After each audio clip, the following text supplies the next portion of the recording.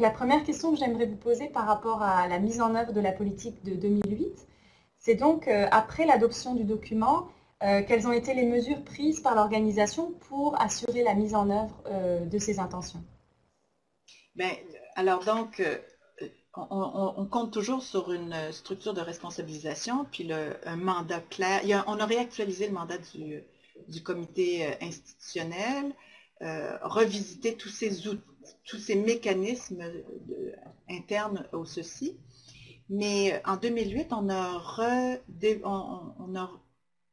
développé on a fait une planification stratégique sur 5 ans.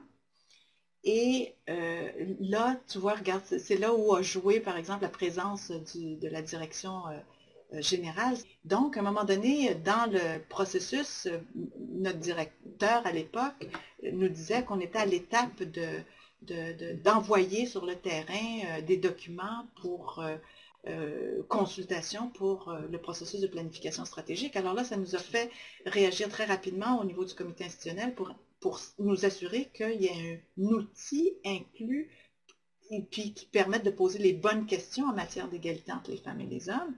Parce que la direction générale était présente, lors du processus et la finalisation de ce processus-là, on a obtenu l'inclusion d'une orientation stratégique en matière d'égalité entre les femmes et les hommes dans le plan stratégique sur 5 ans. Et je crois qu'au moment où on a poussé ça, on l'a poussé parce qu'on pensait que c'était important, mais on ne voyait pas toute la portée. En tout cas, moi, j'avoue que je ne voyais pas toute la portée de ce que ça allait donner. On avait fait toutes sortes de démarches au sein de ceci pour maintenir cette question-là. On a avancé, il y a des choses qui ont été gagnées, mais il y avait parfois encore des reculs, des oublis qui nous faisaient tomber en bas de notre chaise. Mais le fait que ensuite cette orientation stratégique-là soit inclue dans les 5 orientations stratégiques de notre planification, ça fait en sorte que les intentions devenaient, les engagements se traduisaient par une obligation. C'est-à-dire que quand il y avait des bilans de programmation, là, ça ne venait pas simplement de l'initiative ou bien de la police du comité institutionnel qui disait hey, avez-vous pensé à inclure cette dimension-là? Là, c'était une orientation stratégique, on ne pouvait pas passer à côté. C'est-à-dire que chaque programme devait indiquer en quoi le programme avait contribué aux 5 orientations stratégiques. Alors, si tu n'y avais pas contribué, il fallait que tu l'expliques pour les 5. Puis si tu avais contribué, il fallait que tu le dises. Ça a été un levier d'opérationnalisation de la politique extrêmement puissant et on découvrait l'ampleur de cette influence-là à mesure. Puis, alors ça, c'était formellement, mais ça a aussi entraîné que, et puis c'est là quand je parlais du feu sacré, quand on est dans l'organisation, il y a des gens qui s'intéressaient vraiment à ces questions-là, qui avaient développé des expertises. Au-delà de la coordonnatrice du comité institutionnel, il y avait des gens qui se sont impliqués parce qu'on a développé des programmations spécifiquement, des projets spécifiques sur les questions de droits des femmes ou sur les questions de développement économique, mais pour des femmes. En tout cas, on avait développé. Donc, à l'intérieur de l'organisation, il y avait des gens qui portaient cette dimension-là, pas seulement au sein du comité institutionnel, mais comme chargé de projet. Alors, on a eu l'initiative de se regrouper, de former équipe. Alors, toutes les personnes qui avaient une expertise ou qui avaient développé une expertise en matière d'égalité entre les femmes et les hommes, on s'est regroupés en un pool de ressources sur l'EFH. Parce qu'il y avait une orientation, on trouvait que c'était intéressant de se remettre ensemble pour développer des outils, pour partager des expériences. Et l'initiative de former équipe a eu un effet d'entraînement sur l'ensemble de l'organisation. Alors pour les autres orientations, d'autres se sont agglutinés sur la gouvernance locale, mais pour nous, ça a été une façon de rendre encore plus opérationnel et puis faire reconnaître cette expertise-là au sein de l'organisation, puis de développer, d'offrir des services. Alors, ça nous a permis de développer des outils, ça nous a permis de développer ensemble des cadres de référence, d'échanger entre nous. Alors, tout ça a eu une portée, comment je dirais, ça a eu un effet d'entraînement. on a maintenant une équipe de 4 personnes en égalité entre les femmes et les hommes qui sont identifiées ici au ceci pour pouvoir être en mesure d'offrir des services d'appui, conseils, de développement de programmes.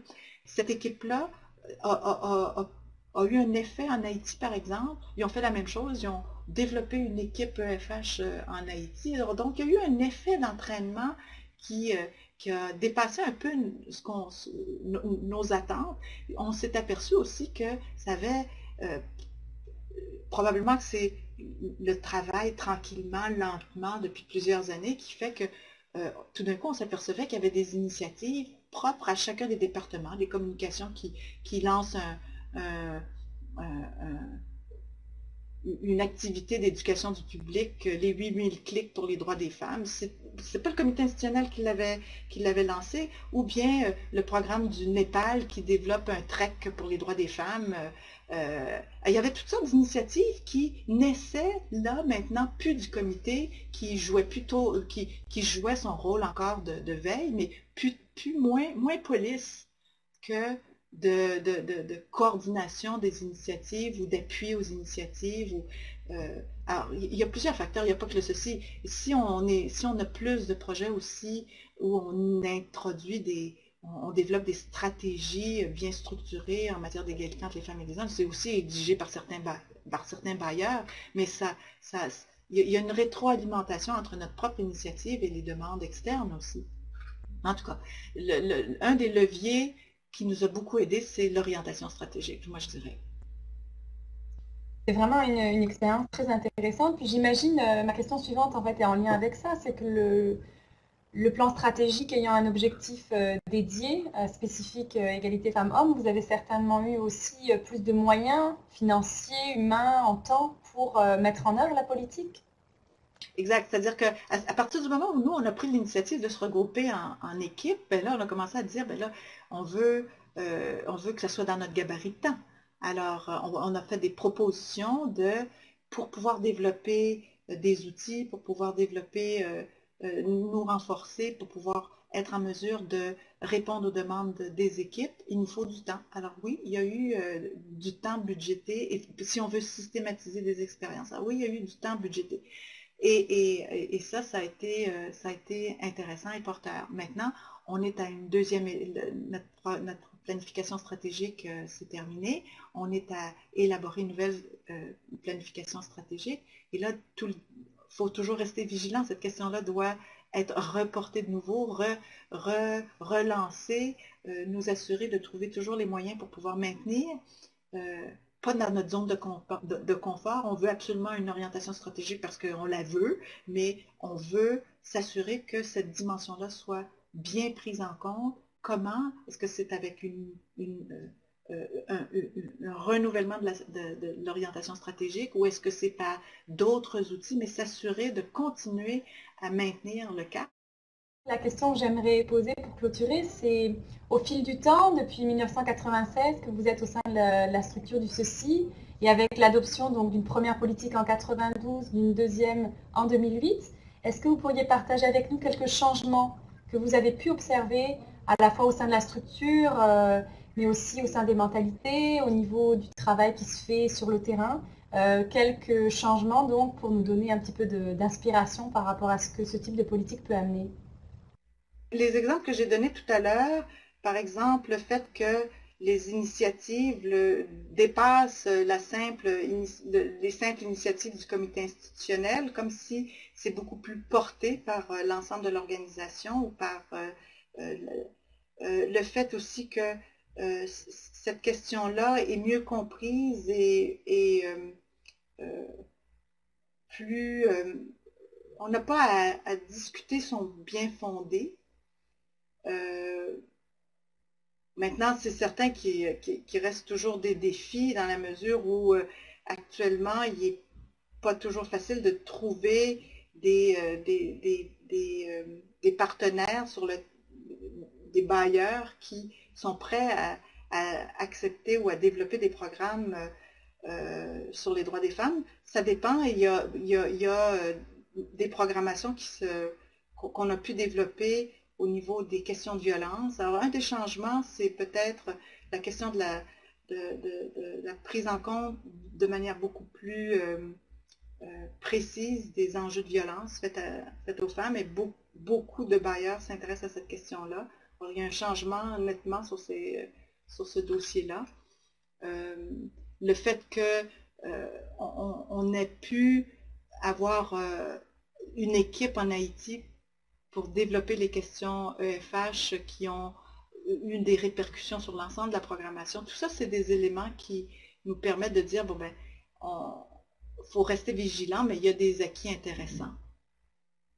Merci beaucoup Hélène pour ce partage. J'espère que plusieurs personnes pourront bénéficier de cette expérience et s'en inspirer pour leur propre organisation. Et je pense que c'est valable aussi bien dans le milieu des ONG que dans tout type de milieu institutionnel. Des stratégies que vous nous avez présentées, des personnes clés qui ont joué un rôle important à un moment donné pour pousser le dossier. Le CECI n'a pas travaillé en vase clos. Donc, si on a eu des gains au CECI, c'est parce qu'il y a eu aussi des collaborations. On a travaillé avec le CQFD, il y a d'autres organisations qui travaillent sur les questions d'égalité entre les femmes et les hommes. Alors, quelque part, on s'est inspiré aussi du travail des autres et on s'est appuyé sur le travail des autres, puis on a pu échanger avec le travail des autres. Donc, je pense que cet élément-là, faudrait le soulever aussi parce que si on continue à travailler avec le CQFD, si on continue à collaborer avec le CQFD et avec la COCI, c'est parce que ce lieu-là d'échange, ce partage-là d'expérience est venu aussi nous alimenter.